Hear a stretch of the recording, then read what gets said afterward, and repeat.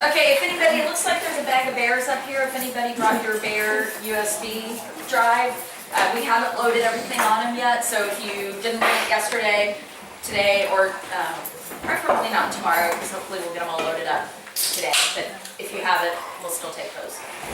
So we need to finish up the 5 categories, and the last category, if you remember, you can refer to the handout that you got yesterday. Anybody who was not here yesterday and needs the handout?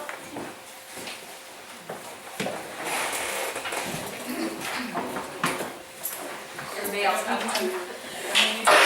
We have a few extras if you want it for reference and don't have it with you as well.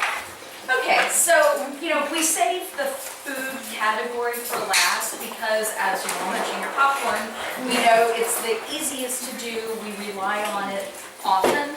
And if you remember, I think Val said it, or maybe we mentioned it in our introduction, we really want to talk about enrichment sort of beyond food and toys. Those are the easy things that we fall back on. Oh, what toy are we going to give today? But we want to really start thinking about why we're doing enrichment and not the exact item. So food is easy, we use it a lot, we save it for last. I'm just going to kind of blast through these. So if there's anything that you want me to stop, spend a little bit more time on, then just, flap something and let me know. All right, so, these are the kinds of things that we want to think about with food. Really, we're going to focus on how we present it and the novelty of it. And those are the things that we can vary kind of within the context of giving animals food enrichment.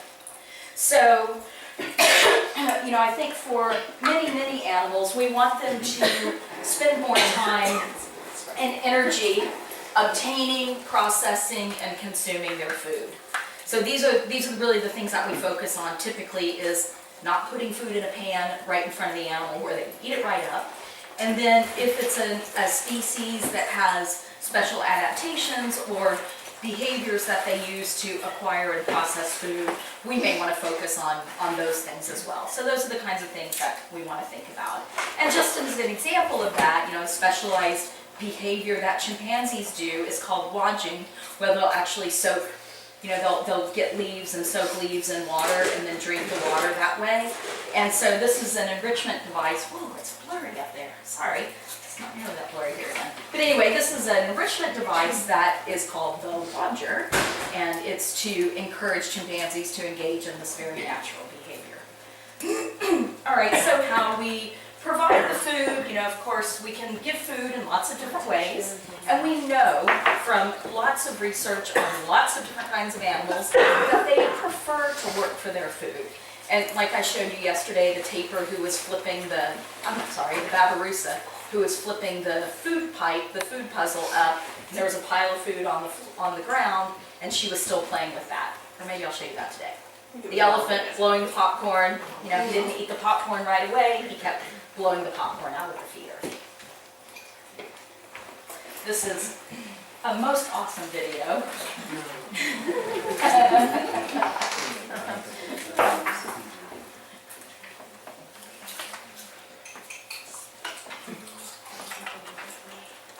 And by the way, this is a coconut that's been masking tape shut with something in it, so you can kind of see what you're watching there. Is that the city? Yes. It's a different year, a different species, a different location. It's a, We see a lot of civets in captivity in Southeast Asia. so this guy, the goal for this was to get their food up off the ground because the rainy season was just starting, and this is in Brazil. And the cat is moving because the director and I are just cracking up watching this. But it's a great contra freeloading example because he likes his greens, so he's always going to go for that and eat those, right? But everything else he pulls off winds up on the ground at his feet. You can see there's already some happening. and as Margaret's pointed out before, we see this all the time. They work the feeder and don't eat the food right away. So the first time I showed this video, somebody said, well, he probably just doesn't know it's there. But as soon as his brother comes over, he stops working the thing, quick, eat the greens he's got, because that's the favorite thing, and then damn, right down to eat that food. Because I did all that work, I'm not sharing with you. So he knows it's there, but he is choosing to continue to go after the greens he likes and work the feeder.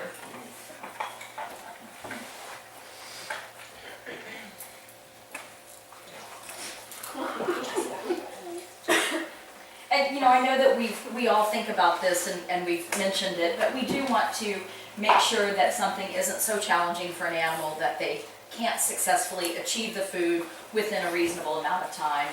And this horse is actually, it's similar to what Val was just talking about, and I'm not sure if it's in this video, if I picked the one where he's actually getting, oh yeah, it is. So the other horse comes up and immediately back down, eating the bits on the ground. So the same sort of thing. Okay, so how we choose to present food, there are a lot of different things that we can do for our presentation, but we do really want to think about everything that makes up feeding behaviors. An animal has to consume the food, but then we also want to really make sure that and this is where we kind of get the extending the time period, is the foraging part of it. So what are all of the things that an individual or a species would do in order to find, obtain, and process their food. And all of that happens before they're actually consuming any of it. And that's, oftentimes that's where we're going to focus our enrichment, is more on that foraging part. And I think traditional feeding focuses more on the eating part.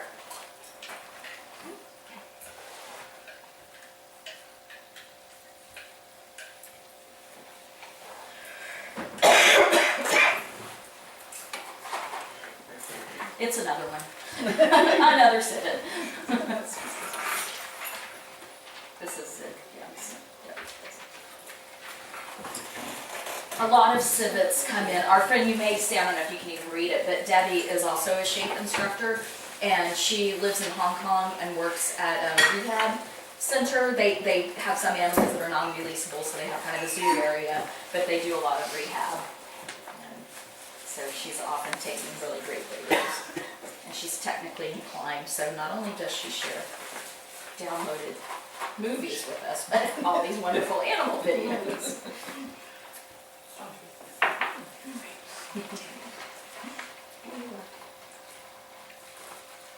And she has blue hair and she's cute.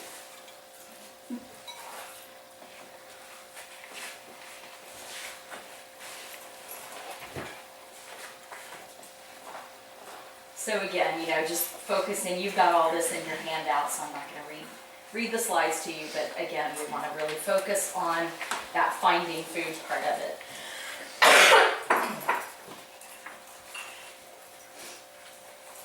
And while the video is playing, I'm just going to explain this picture. This was there were turtles, was it just mixed turtle species? I can't even remember what all was in there. But you can see just two species of pond turtles. Of turtles, but yeah. There were like 100 of them. Yeah, there were so many of them. So the workshop participants created all these really different and super cool, I think, feeding strategies and ways of presenting the food to accommodate the different species as well as, just different individuals within the group, because there were so many of them.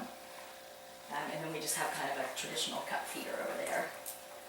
So lots of different ways of presenting food to animals. We often think of puzzle feeders, and these can be very simple, and with some species we may begin to make them more complex. What we discovered with these siamangs was that they weren't particularly dexterous. They weren't really using their fingers, and if you think about how siamangs are designed, they have these big long hook fingers, little tiny thumb, and they really weren't doing a lot of picking and digging in the enrichment device. It was more licking it and kind of poking their thumb in, and just really not being dexterous in how they obtain the food from the device. So, moving on to something that was more complex, like this one, or the one over there, would be perhaps really too challenging for the siamangs, but for other monkey species, for monkey species, siamangs are monkeys, I do know that, it might be more appropriate to move on to a more complicated device. Food cages. This is a food cage made out of tire and fire hose for elephants.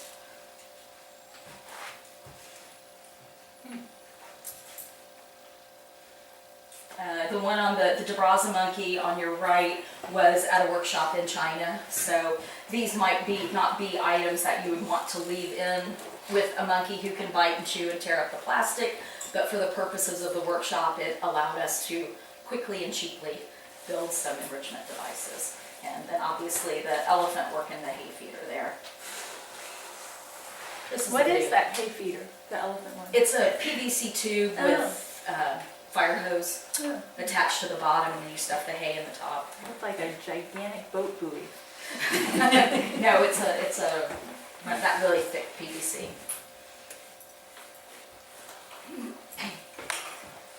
So this is the Babirusa.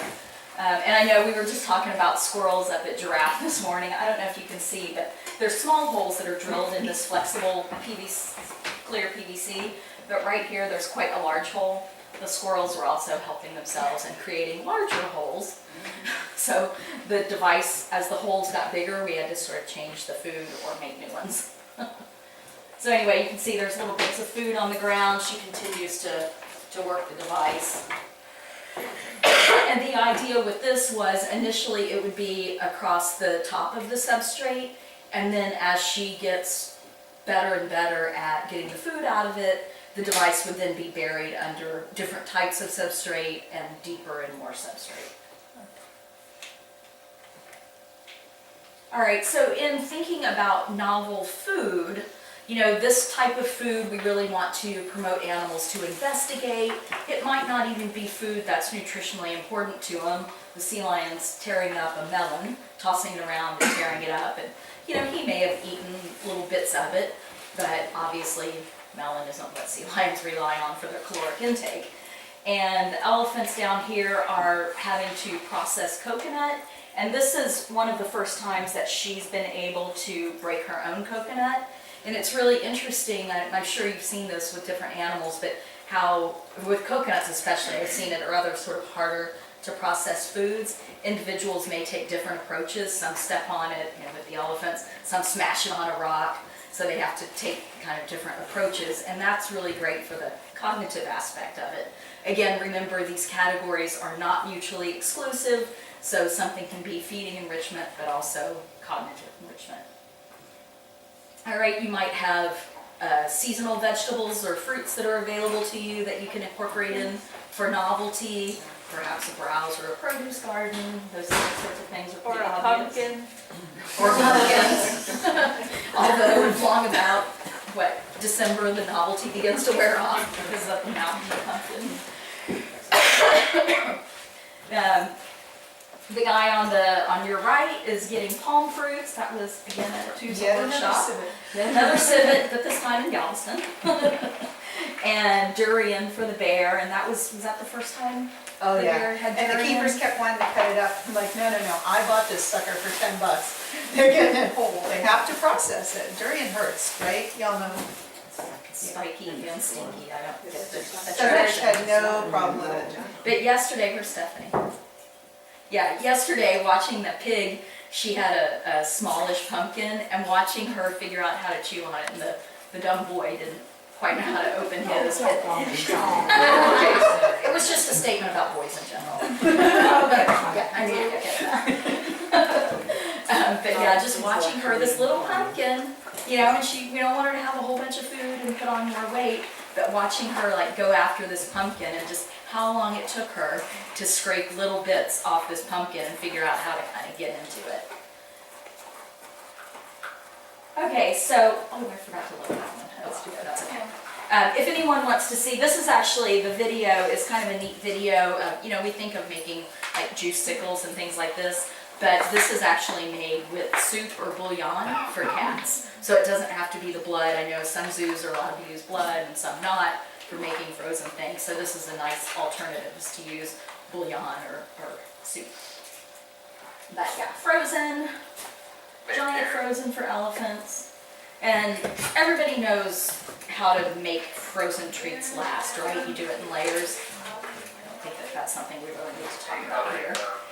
All right, so we do definitely want to think about, what the natural behaviors are and what specialized adaptations a species might have for feeding, and we want to encourage that. So the video that isn't running is the hornbill, and these animals stab this is a brown hornbill, so stabbing their beak, almost said nose, down into the ground finding insects. And that's a behavior that is very rarely encouraged in captivity.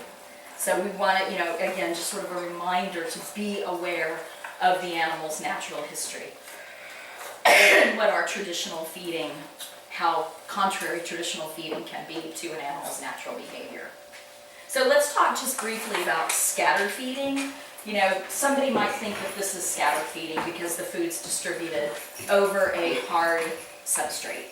But I think we would agree this is really not scatter in what we now want to think about scatter. No, it's not in one pile, but there's not a lot of, particularly with this many animals together, there's not a lot of distribution or challenge in actually finding the food.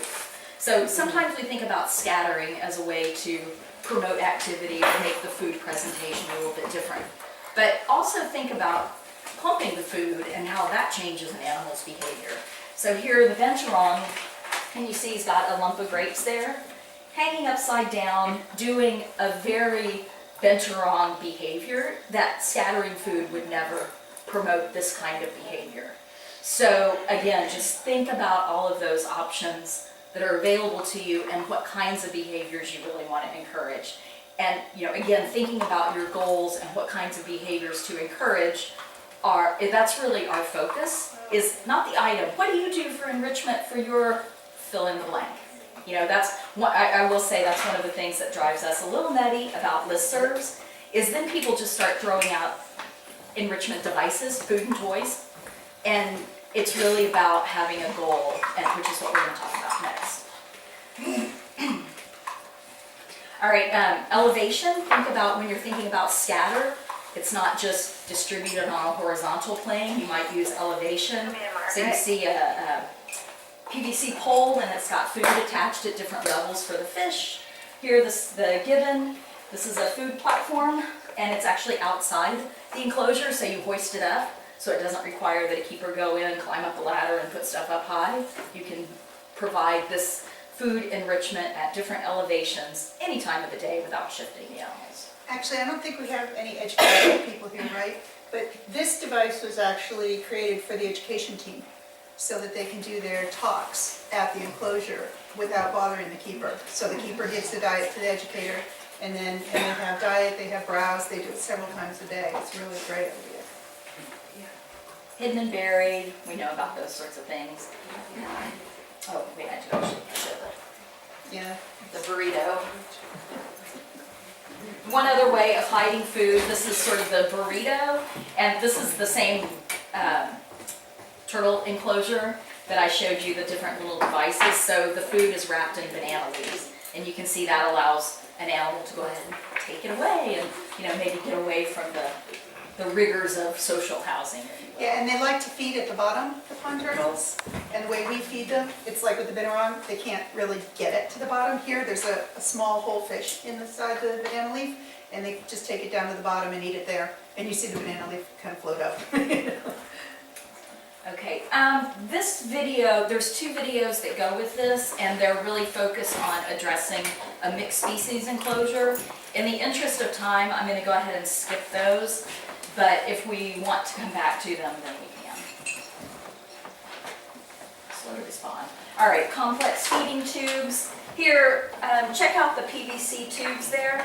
So we've got a round one. I don't know if you can see, but on this one there's like square pieces on the end of the tube, so it doesn't just roll around as easy. And here you have the T-shaped.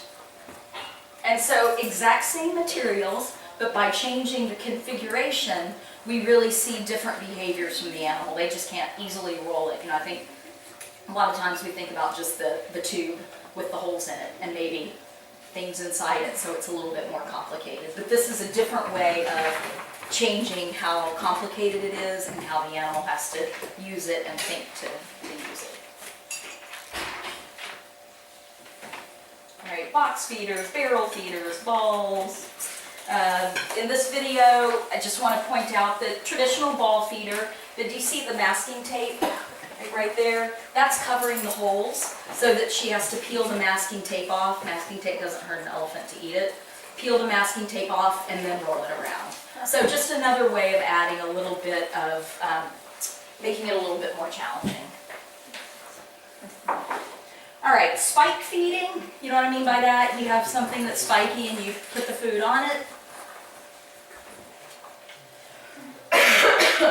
Basket feeders, that's actually here. Really simple, really great basket feeder for giraffe. 2 of those, you know, the wire baskets for planting put together with a head of cabbage that's still in the head. So the giraffe not only have to use their tongue, but they have to then peel, they have to get through the basket and then peel the leaves of the cabbage off. And you know, you can do different things to make a simple basket more complicated. This one's got astroturf in the bottom and then some PVC. You can't see that one at all, but there's PVC here and here. Bottle feeders, raisin boards or a board feeder.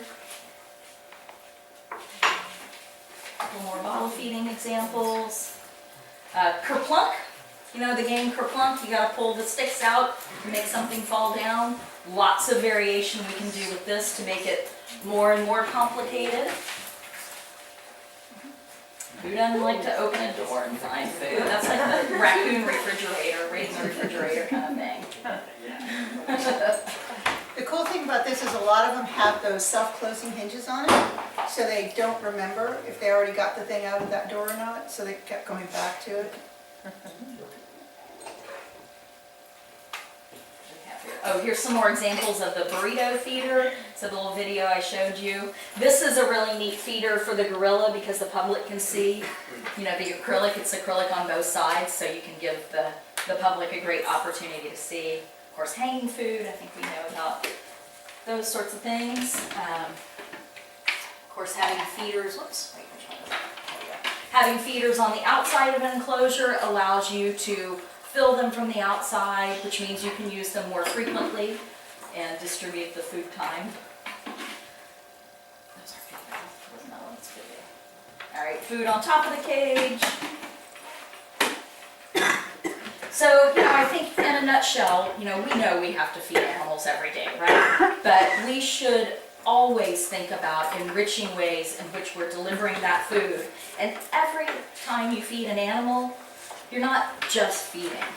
You know, that is an enrichment opportunity or a training opportunity. But food should not be presented plump on a plate unless there's some, that should be the exception, not the rule.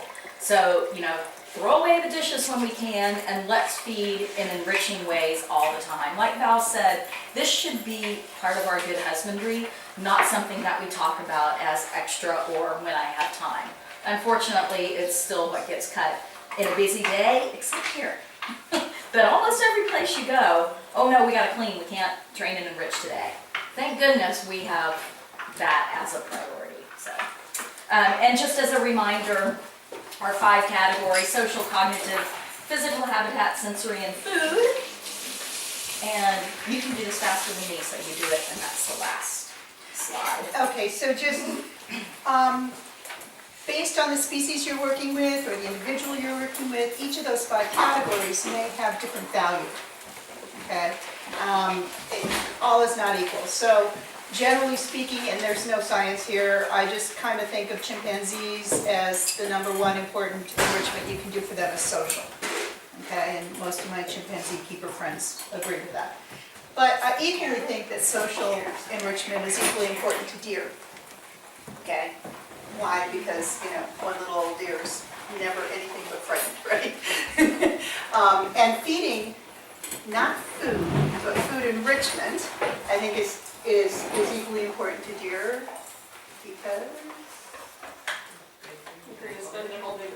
because of the amount of time they spend grazing, and they have all these